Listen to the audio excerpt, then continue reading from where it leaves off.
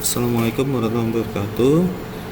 Pada kesempatan ini saya akan menjelaskan perihal penyakit mozaik cassava atau ubi kayu pada tanaman cassava di Afrika atau African Cassava Mosaic Virus (ACMV). Seperti kita ketahui bahwasanya virus merupakan mikroorganisme yang sangat kecil atau submikroorganisme, memiliki ukuran nanometer dan sangat sederhana.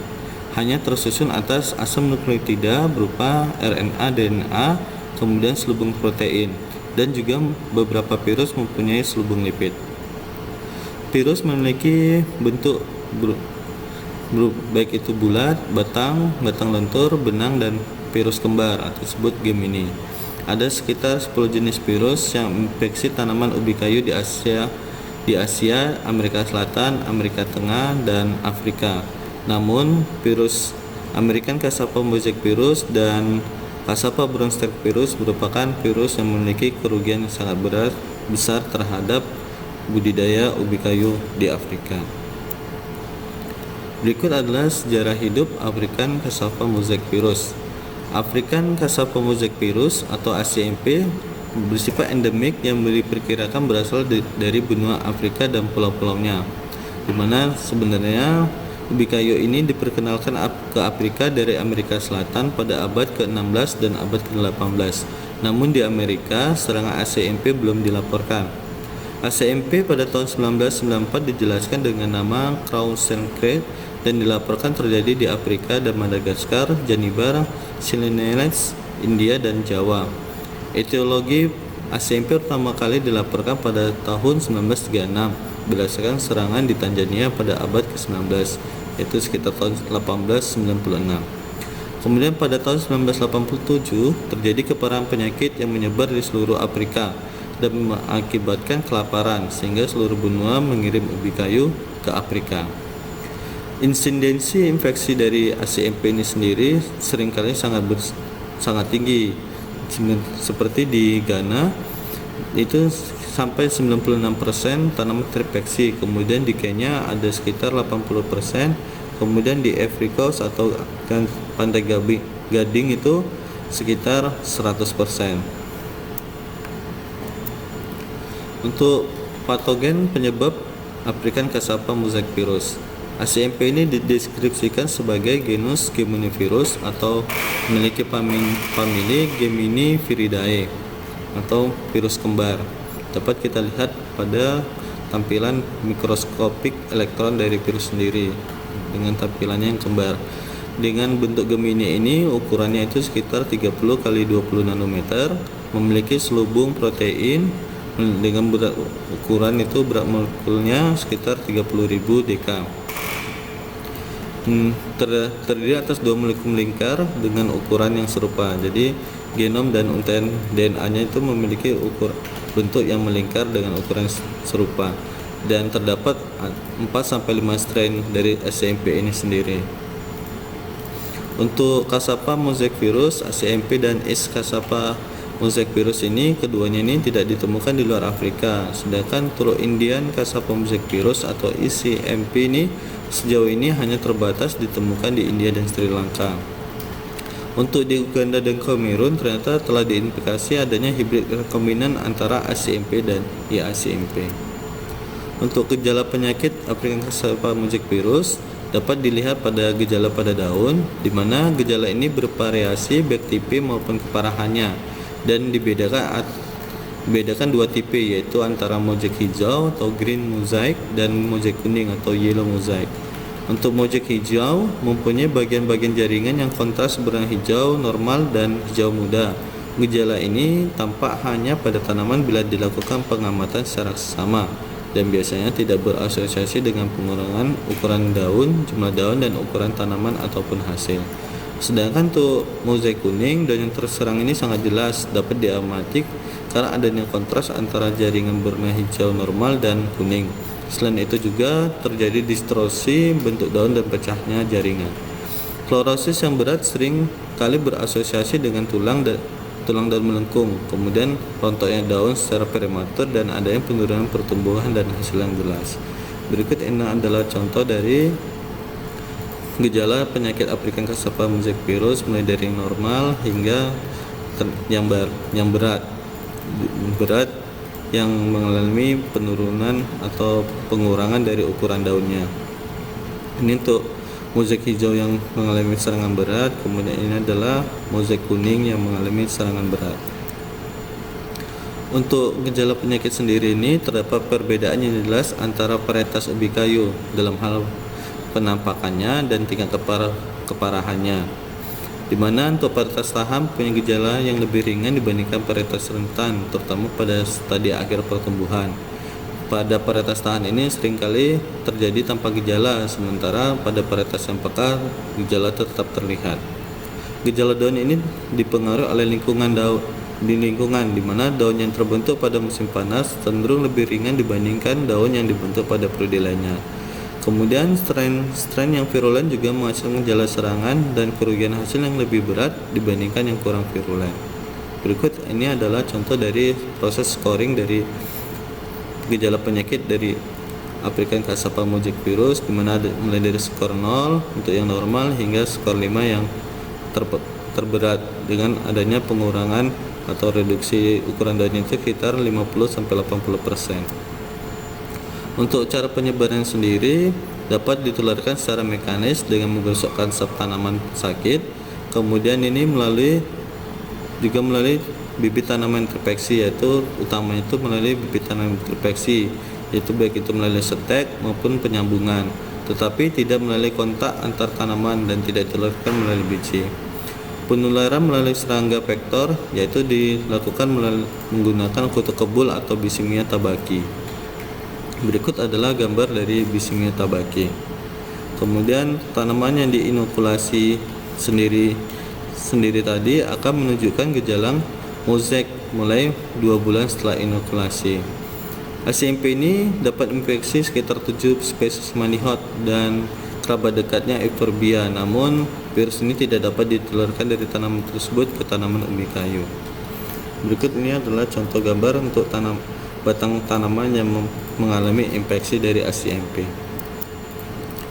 Untuk vektor Bisimia tabaki sendiri, dia termasuk golongan Homoptera dan memiliki 4 instar dengan panjang dewasa itu sekitar 22 mm dengan siklus hidupnya sekitar 21 hari. Untuk ACMP ini tidak ditularkan oleh Bisimia tabaki, ini tidak bersifat persisten atau terus menerus, dan penularannya ini dapat optimal sekitar 10 kutu kebul.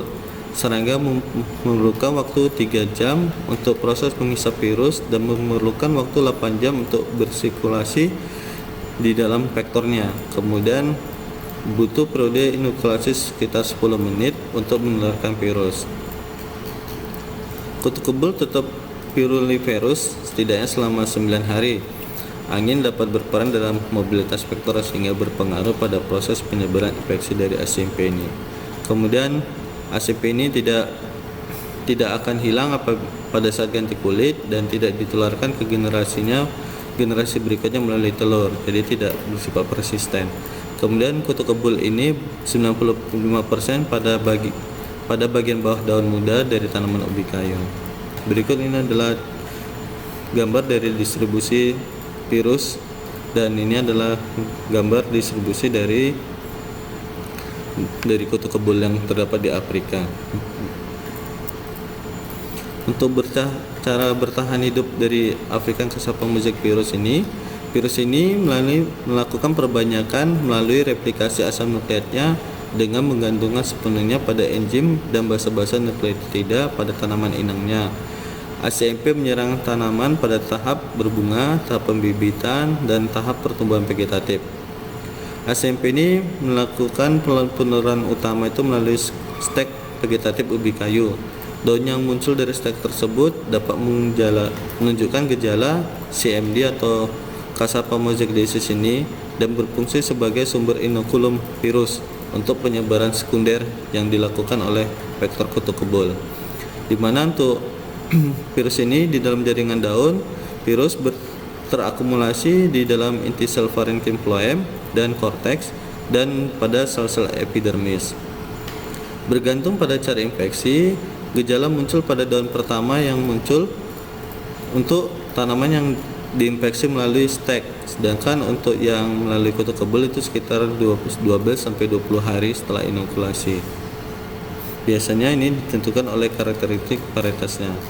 Dan untuk biji singkong ini tidak membawa virus.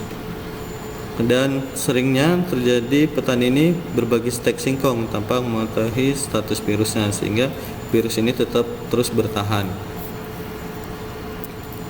Untuk model penyakitnya, keparahan SMP ini menyebabkan penurunan produksi umbi kayu. Pengurangan ukuran daun akibat infeksi SMP akan berpengaruh pada partisi bahan kering dari daun ke umbi, sehingga mengakibatkan kehilangan hasilnya. Pengurangan luas daun akan mengakibatkan pengurangan pembentukan umbi. Contohnya ini pada varietas Dagarti, di mana ini merupakan varietas toleran yang tidak menunjukkan gejala selama penelitian dan tidak terjadi pengurangan luas daun.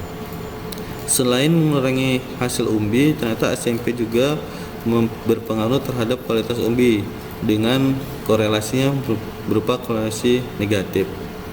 Ini dapat kita lihat grafiknya, di mana untuk tingkat keparahan dari SMP ini mengakibatkan penurunan dari produksi dari kasapannya atau ubi kayunya, dan korelasinya bersifat negatif. Dan berikut ini adalah tabel hasil dari penelitian untuk kandungan pati tadi, dan ini dapat kita lihat bagaimana untuk tanaman yang sehat memiliki ukuran yang lebih besar untuk umbinya, sedangkan tanaman yang sakit memiliki ukuran umbi yang lebih kecil. Kemudian penyebaran kutu kebul Pyrolepharus ini dengan bantuan angin dapat berkontribusi pada penyebaran di lapangan. Jadi di mana ini arah angin ini memiliki kemampuan untuk menyebarkan kutu kebul ini lebih jauh, sehingga penyebaran virusnya ini akan lebih luas lagi, baik itu di dalam lapangan ataupun antar lapangan. Kemudian kerapatan tanam juga berpengaruh terhadap intensitas infeksi di lapangan. Pada kerapatan tanam rendah memiliki tingkat infeksi lebih rendah dibandingkan lahan dengan kerapatan tanam tinggi. Untuk pengendalian penyakit Afrika mosaic virus dapat dilakukan dengan menggunakan varietas tahan atau toleran, di mana untuk pemulihan mendapatkan varietas ini di Afrika telah dimulai pada tahun 1930 sampai 1940-an dengan menyilangkan tanaman ubi kayu dengan manihot glaziopi dan spesies manihot lainnya. Hibrid antara spesies tersebut kemudian silang balikkan dengan tanaman ubi kayu. Berikut adalah contoh skema yang pemeliharaan yang dilakukan di Afrika Timur dan Afrika Barat. Kemudian menggunakan bahan tanaman atau bibit yang sehat. Di lapangan, penyebaran penyakit mozaik terutama diakibatkan penggunaan bibit tanaman yang telah terinfeksi virus. Oleh karena itu, menanam bibit ubi kayu yang sehat merupakan cara yang efektif untuk mengendalikan SMP ini. Kemudian sanitasi sendiri ditujukan untuk memperbaiki status kesehatan bahan tanam atau stek ubi kayu dan untuk menurunkan ketersediaan sumber infeksi, di mana penyebaran lebih lanjut dapat terjadi melalui aktivitas vektor kutu kebul. Sanitasi tanaman meliputi kebersihan, termasuk menghilangkan semua tanaman yang terinfeksi di dalam dan di luar area yang digunakan untuk penanaman ubi kayu. Kemudian penggunaan stek tanaman yang bebas infeksi ACMP, kemudian pencabutan tanaman sakit di dalam pertanaman. Untuk pencabutan sendiri atau rogging ini sebaiknya dilakukan secara reguler. Apabila pencabutan dilakukan pada umur muda, ini dapat kita langsung sisip sehingga tidak mengurangi populasi dari tanamannya. Kemudian yang terakhir yaitu pengendalian vektor dan insektisida. Namun cara ini dipandang kurang tepat karena biaya yang dikeluarkan cukup tinggi dan adanya risiko pada petani maupun lingkungan. Akhirnya, untuk kesimpulannya, ACMP ini merupakan penyakit endemik yang menyebar luas di Afrika. ACMP menyerang tanaman pada tahap berbunga, tahap pembibitan, tahap pertumbuhan vegetatif. ACMP ini menyebar melalui tanaman yang terinfeksi. Penularan utama melalui stek vegetatif ubi kayu dan penyebaran sekunder oleh vektor kutu kebul. Pengendalian dapat dilakukan dengan cara penggunaan varietas tahan atau toleran, menggunakan bahan tanam bibit yang sehat, sanitasi, dan pengendalian vektor dengan insektisida. Demikian yang dapat saya sampaikan. Terima kasih.